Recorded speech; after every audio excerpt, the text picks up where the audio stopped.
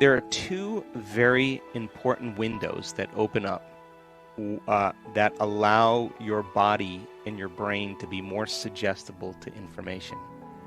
And that is when you wake up in the morning, your brain waves go from very slow delta to theta to alpha to beta. And when you go to bed at night, you go from beta to alpha to theta to delta. So you slide up the scale when you wake up, and you slide down the scale when you go to bed at night. And most people, when they go to bed at night, they just go from beta, boom, right down the delta. They fall very quickly.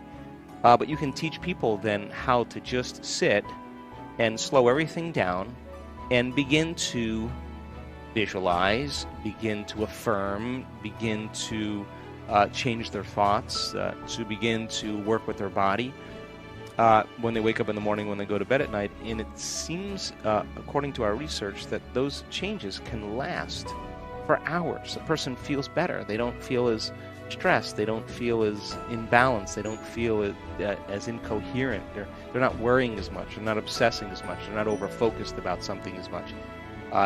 Those are beautiful windows when we wake up in the morning and when we go to bed at night. So what do most people do when they wake up in the morning? Your brain is a record of the past. It's an artifact, a memory bank of everything you've learned and experienced to this moment. So people wake up in the morning and they start thinking about their problems.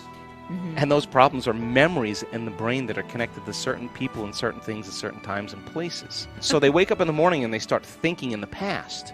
Now, the moment they start having those thoughts, every one of those experiences has an emotion associated with it. So when they start thinking about their problems or the problems of the world or the problems of their body or whatever it is, problems at work, they all of a sudden start to feel the correlated emotion. So now their body's in the past. So now people then get caught up in an emotion. They reaffirm their identity. They could wake up in the morning and feel nothing at all. And then all of a sudden they say, well, wait a second, I got to get back to myself. So they start thinking about their problems, and here come the emotions, and they say, oh, now I feel like me again. Mm-hmm. So those emotions then begin to influence our thoughts. Like if you feel like a failure, you're going to think you're a failure. And when you think you're a failure, you're going to feel like a failure. And when you feel like a failure, you're going to think more thoughts equal to being a failure. And the cycle of thinking and feeling and feeling and thinking causes you to say, I am a failure. And, well, you become one. That's your state of being. And the repetition of that process of thinking and feeling and feeling and thinking conditions the body to become the mind of that emotion. Now the emotion is stored in the body. Now the body's literally in the past. Mm-hmm. And the body, as the unconscious mind, doesn't know the difference between the actual experience that's creating the emotion and the emotion that you're creating by thought alone. Your body's believing it's in the same experience 24 hours a day, 7 days a week, 365 days a year. The body is still living in that past experience. So then getting people out of the past is the work.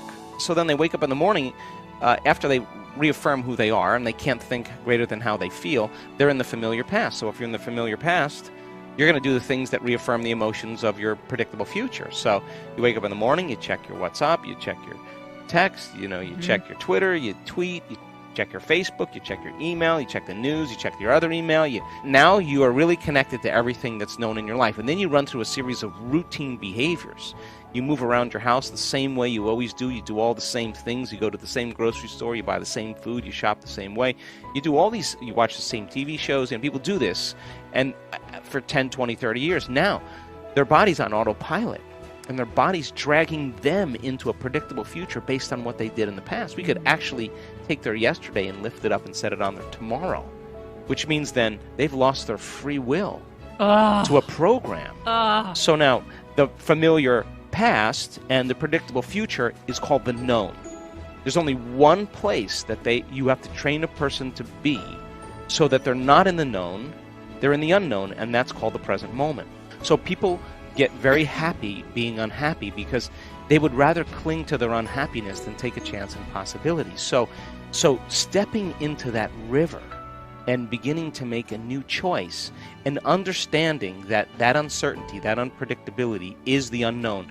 Now you're in that river of change, and it is the neurological, the biological, the chemical, hormonal, genetic death of the old self. Mm-hmm. And people say to me, well, if there's uncertainty, I can't predict my future. And I always say the same thing. The best way to predict your future is to create it. Not in the known, right there.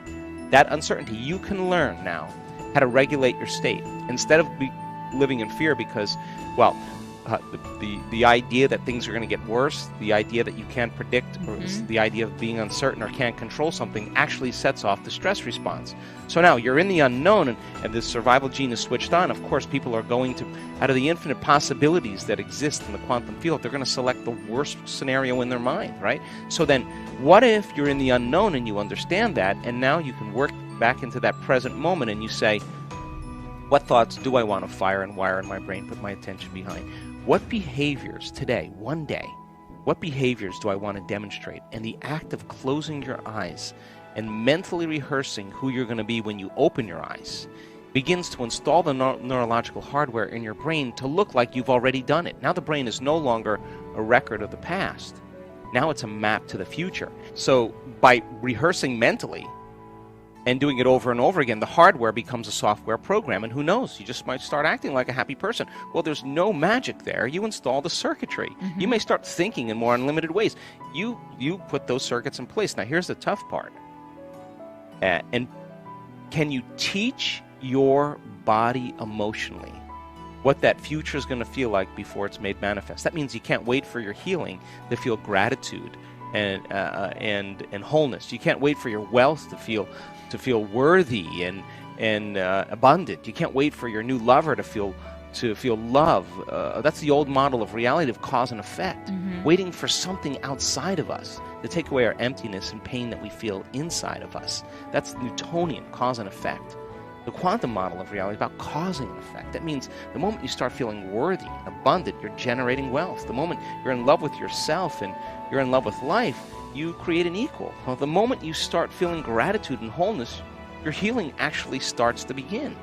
So then the word meditation literally means to become familiar with. That's what that word means.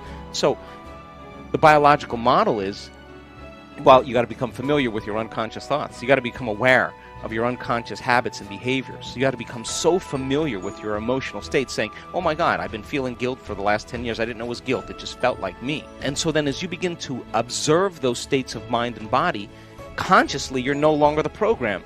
You're the consciousness observing the program, and you start pulling consciousness out of our biology, right? Objectifying our subjective self. Now, that overcoming process is the most important part of this work, because once you overcome it, you're no longer looking at your future through the lens of the past.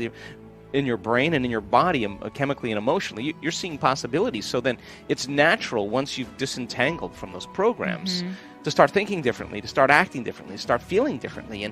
And as you start thinking differently, firing and wiring, and you start installing the circuits and rehearsing who you're going to be, you start behaving differently, you start feeling differently. You keep doing that, it's going to become familiar to you.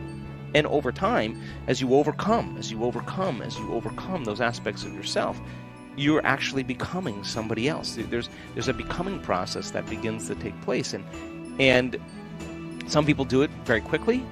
Other people, it just takes some time. But once you understand the formula, and once you understand what it all means, you start seeing people make some pretty big changes. I'm not about positive thinking. People can think positive with the 5% of their conscious mind, but they're feeling negative for the last 40 years. That thought's never going to go anywhere.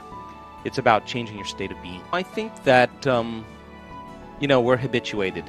You're habituated to think about your kids, to think about your husband, to think about the grocery list, to think about when the garbage day is, to think about your errands you have to run, think about the emails you have to answer. We're habituated to shift our attention from one thing to the next. We have this mobile thing called awareness, And so we habituate ourselves into shifting our attention very quickly so that we can get a lot of stuff done. And when you do that, your brainwaves kind of amplify into a higher aroused state called high beta brainwaves. And that's good. That's good if you need to be alert. But as those thoughts come in, I don't really care that they come in. I'm just noticing they're coming in, but they're not the thoughts I want to put my attention on. So as you begin to have those thoughts coming in and you start applying a way to change your brainwaves, in the beginning, just like when you work out, in the beginning, I don't want to do this, it hurts, and then halfway through the workout, you're totally involved in it, and your fatigue is gone, you're not thinking about anything else, you're clear. Well, you keep doing it. Our research shows that, and we just had a group of scientists study a bunch of our brain scans in Bond University in Australia.